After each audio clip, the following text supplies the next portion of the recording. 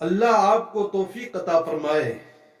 یہ بات یاد رکھو کہ نگاہ دل کو خبر دینے کی ایک جاسوس ہے جو دل کی طرف دیکھی ہوئی خبریں نقل کرتی رہتی ہے اور ان کی صورتیں بنا کر دل میں نقش کرتی ہے۔ جو دیکھتی ہے اس کو دل کے اندر نقش کرواتی رہتی ہے۔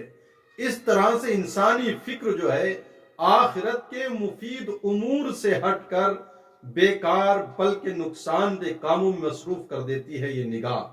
چونکہ نگاہ دل کی آزادی، نگاہ کے ذریعے نگاہ کی آزادی دل میں فتنوں کو جنم دیتی ہے۔ جب نگاہ آزاد ہوتی ہے، آوارہ ہو جاتی ہے، انسان کی نگاہوں میں تقدس نہیں رہتا، آوارگی آ جاتی ہے اس کی نگاہوں میں، تو پھر یہ نگاہ ہے جو چیز دیکھتی ہے اس کو دل کی طرف منتقل کرتی ہے۔ پھر انسان کا دل فتنے میں مبتلا ہو جاتا ہے ان تمام چیزوں کو دیکھنے کی وجہ سے۔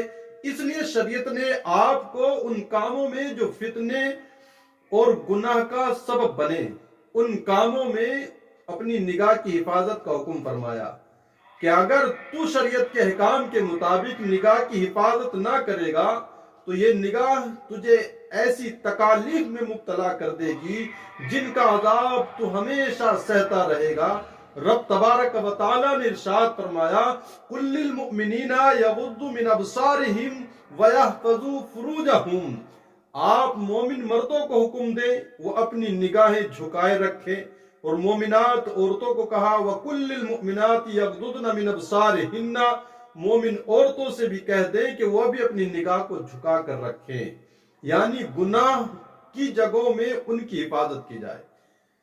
کبھی ایسا نہ ہو کہ نگاہ بھٹک جائے، آنکھوں میں آوارگی آئے، نگاہوں میں تقدس نہیں رہے گا تو پھر یہ جو چیز دیکھی ہے اس کو دل کی طرف منعکس کرتی ہے، دل پر نقش ہوتی ہیں وہ چیزیں جس کو نگاہ دیکھتی ہے۔ جب یہ گناہ کی چیز دیکھتی ہے تو گناہ دل کے ذریعے پھر انسان اس کو ارتکاب کرتا ہے، اس چیز کا انسان گناہ کر بیٹھتا ہے۔ اس حکم کے بعد اب اللہ رب العزت نے بد نگاہی کے جو نتائج تھے ان کی طرف ان سے منع کرتے ہوئے پھر ارشاد فرمایا وَيَحْفَظُوا فُرُوجَهُمْ، مومن مرد اپنی شرمگاہوں کی حفاظت کرے۔ عورتوں کو بھی کہا وَيَحْفَظْنَ فُرُوجَهُنَّ کہ یہ بھی اپنی شرمگاہوں کی حفاظت کرے۔ اور مصطفیٰ جان رحمت صلی اللہ تعالی علیہ وسلم ارشاد فرماتے ہیں کہ تم مجھے دو چیزوں کی ضمانت دو، ایک تمہاری زبان جو جبڑے کے درمیان میں ہے اس لیے کہ اکثر گناہ بھی زبان کی وجہ سے ہوتے ہیں، اور دوسری چیز ارشاد فرمائی اپنی شرمگاہ کی حفاظت کی ضمانت دو جو تمہاری ٹانگوں کے درمیان میں ہے۔ اگر تم مجھے ان دو چیزوں کی ضمانت دیتے ہو تو میں مصطفیٰ تمہیں پھر جنت کی ضمانت دیتا ہوں۔ اس لیے انسان گناہوں میں تقدس ہونا چاہیے، ہماری آنکھوں میں آوارگی نہیں آنی چاہیے۔ یہاں تک فرمایا گیا ہے نبی کائنات صلی اللہ تعالی علیہ وسلم نے ارشاد فرمایا 6 چیزوں کی حفاظت جنت مل جاتی ہے۔ جو انسان 6 چیزوں کی حفاظت کر لے اس کے لیے جنت کی ضمانت مصطفیٰ جان رحمت نے دی۔ آپ نے ارشاد فرمایا تم مجھے 6 چیزوں کی ضمانت دو میں تمہیں جنت کی ضمانت دیتا ہوں۔ مصطفیٰ کریم علیہ الصلوۃ والتسلیم نے ارشاد فرمایا جب تم بات کرو تو سچی بات کہو، جب زبان کھلے تو اس پر سچ کے علاوہ جھوٹ آنے نہ پائے۔ دوسری چیز آپ نے ارشاد فرمائی کہ جب تم کسی سے وعدہ کرو تو اس وعدے کو وفا کرو، وعدہ خلافی نہیں آنی چاہیے۔ تیسری چیز ارشاد فرمائی جب تمہیں کسی چیز کا امین بنایا جائے، امانت تمہارے پاس رکھی جائے تو پھر تم اس میں خیانت نہیں کرنا۔ چوتھی چیز ارشاد فرمائی اپنی زبان کی حفاظت کرنا، فضول باتوں سے زبان کی حفاظت کرنا۔ پھر ارشاد فرمایا اپنے ہاتھوں کی حفاظت کرنا، غلط کاموں سے ان کو روکے رہنا، اور پھر ارشاد فرمایا اپنی شرمگاہ کی حفاظت کرو۔